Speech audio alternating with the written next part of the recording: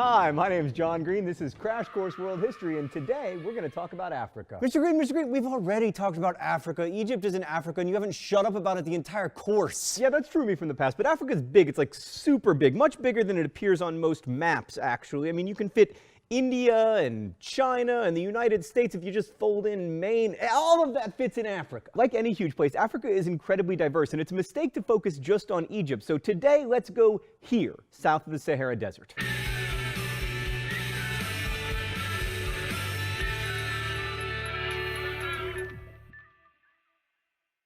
First, let's turn to written records. Oh, right, we don't have very many, at least not written by sub-Saharan Africans. Much of African history was preserved via oral rather than written tradition. These days, we tend to think of writing as the most accurate and reliable form of description, but then again, we do live in a print-based culture. And we've already said that writing is one of the markers of civilization, implying that people who don't use writing aren't civilized, a prejudice that has been applied over and over again to Africa. But one, if you need evidence that it's possible to produce amazing literary artifacts without the benefit of writing, let me direct your attention to the Iliad and the Odyssey, which were composed and memorized by poets for centuries before anyone ever wrote them down. And two, no less an authority than Plato said that writing destroys human memory by alleviating the need to remember anything. And three, you think oral tradition is uncivilized, but here you are listening to me talk. But we do have a lot of interesting records for some African histories, including the legendary tale of Mansa Musa. By legendary, I mean some of it probably isn't true, but it sure is important. Let's go to the thought bubble. So there was this king, Mansa Musa, who ruled the West African Empire of Mali, and in 1324-ish, he left his home and made the Hajj, the pilgrimage to Mecca.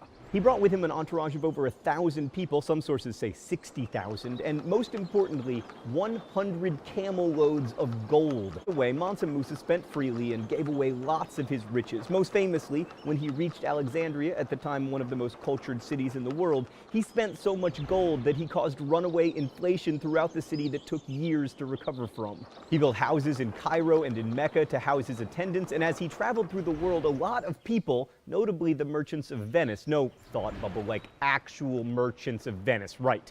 They saw him in Alexandria and returned to Italy with tales of Mansa Musa's ridiculous wealth, which helped create the myth in the minds of Europeans that West Africa was a land of gold, an El Dorado, the kind of place you'd like to visit, and maybe, you know, in 5 centuries or so, begin to pillage. Thanks, Thought Bubble. So what's so important about the story of Mansa Musa? Well, first, it tells us that there were African kingdoms ruled by fabulously wealthy African kings, which undermines one of the many stereotypes about Africa, that its people were poor and lived in tribes ruled by chiefs and witch doctors. Also, since Mansa Musa was making the Hajj, we know that he was A, Muslim, and B, relatively devout. And this tells us that Africa, or at least Western Africa, was much more connected to the parts of the world we've been talking about than we generally are led to believe. Mansa Musa knew all about the places he was going before he got there, and after his visits, the rest of the Mediterranean world was sure interested in finding out more about his homeland. Mansa Musa's pilgrimage also brings up a lot of questions about West Africa, namely, what did his kingdom look like and how did he come to convert to Islam?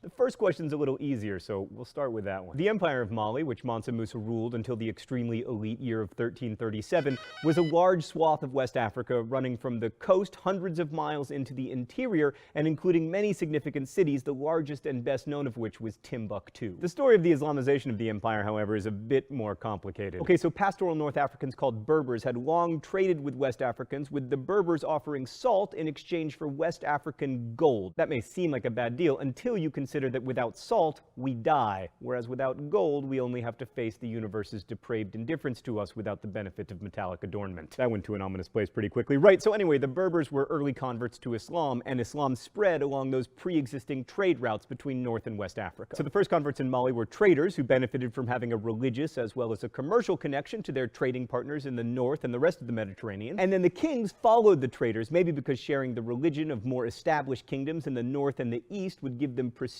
not to mention access to scholars and administrators who could help them cement their power. So Islam became the religion of the elites in West Africa, which meant that Muslim kings were trying to extend their power over largely non-Muslim populations which worshipped traditional African gods and spirits. In order not to seem too foreign, these African Muslim kings would often blend traditional religion with Islam, like, for instance, giving women more equality than was seen in Islam's birthplace. Anyway, the first kings we have a record of adopting Islam were from Ghana, which was probably the first empire in West Africa, and it really took off around the 11th century. As with all empires and also everything else, Ghana rose and then fell and was replaced by Mali. And the kings of Mali, especially Mansa Musa, but also Mansa Suleiman, his successor, tried to increase the knowledge and practice of Islam in their territory. So for example, when Mansa Musa returned from his Hajj, he brought back scholars and architects to build mosques. And the reason we know a lot about Mali is because it was visited by Ibn Battuta, the Moroccan cleric and scholar who kind of had the best life ever. He was particularly fascinated by gender roles in the Malian Empire and by Malian women, writing, "They are extremely beautiful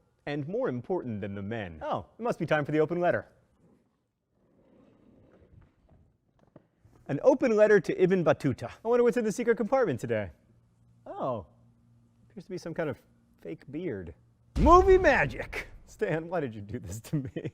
Dear Ibn Battuta, bro, I love Twitter and my Xbox and Hawaiian pizza, but if I had to go into the past and live anyone's life, it would be yours. Because you were this outlandishly learned scholar who managed to parlay your knowledge of Islam into the greatest road trip in history. You went from Mali to Constantinople to India to Russia to Indonesia. You were probably the most well-traveled person before the invention of the steam engine. And everywhere you went, you were treated like a king, and then you went home and you wrote a really famous book called The Real that people still read today, and also you could grow a real beard, and I'm jealous.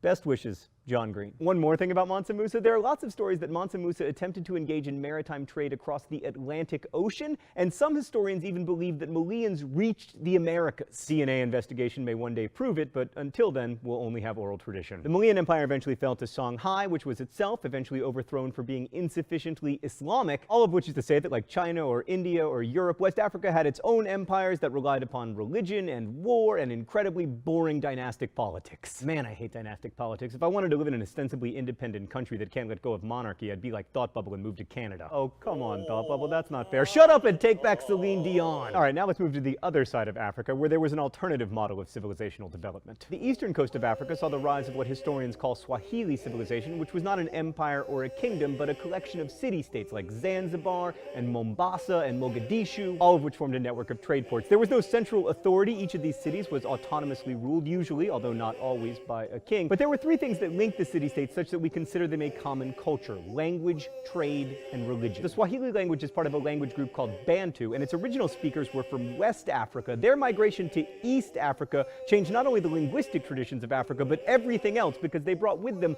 ironwork and agriculture. Until then, most of the people living in the East had been hunter-gatherers or herders, but once introduced, agriculture took hold, as it almost always does, unless, wait for it, you're the Mongols.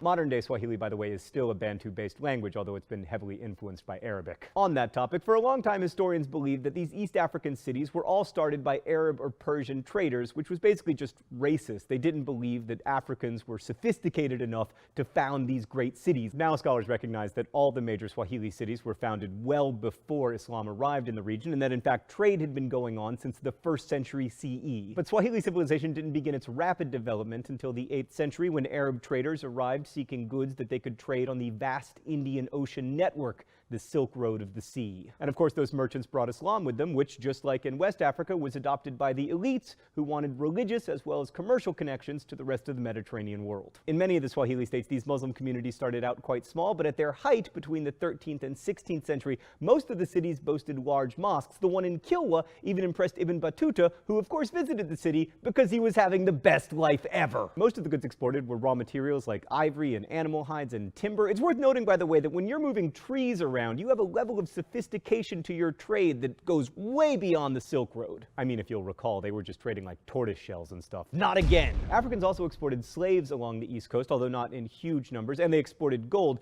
and they imported luxury goods like porcelain and books. In fact, archaeological digs in Kilwa have revealed that houses often featured a kind of built-in bookshelf.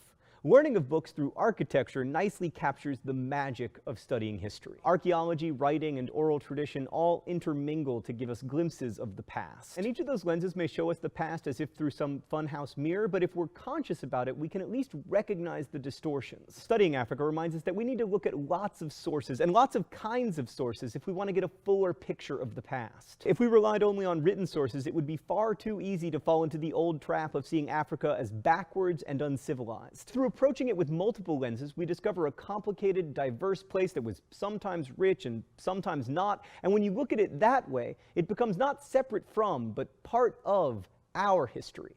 Thanks for watching. I'll see you next week. Crash Course is produced and directed by Stan Muller. Our script supervisor is Danica Johnson. The show is written by my high school history teacher, Raoul Meyer, and myself, and our graphics team is Thought Bubble. Last week's phrase of the week was animal crackers. If you want to suggest future phrases of the week or guess at this one, you can do so in comments. Also, if you have questions about today's video, ask them, and our team of historians will endeavor to answer. Thanks for watching and supporting Crash Course, and as we say in my hometown, don't forget to be awesome.